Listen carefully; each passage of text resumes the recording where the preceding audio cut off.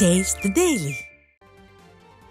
புரட்சித் தலைவி அம்மாவின் பிறந்த நாளை நலத்திட்ட உதவிகள் வழங்கி கொண்டாடுவது தொடர்பாக புதுச்சேரி மாநில அதிமுக ஆலோசனைக் கூட்டத்தில் தீர்மானம் நிறைவேற்றப்பட்டது.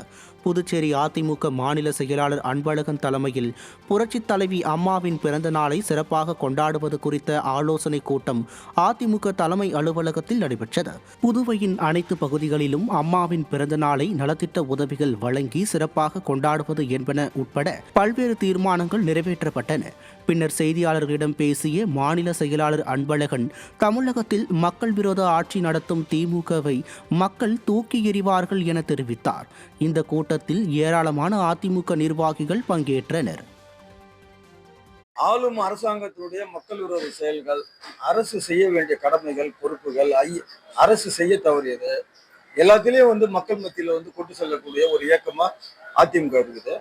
6 சட்டமன்ற உறுப்பினர்களை வைத்து இருக்கக்கூடிய திராவிட முன்னேற்ற கழகம் என்பது புதுச்சேரியில் ஆட்சியாளர்களுக்கு ஒரு கிளைக்கழகமாக இன்று வரை செயல்பட்டு வருகிறது.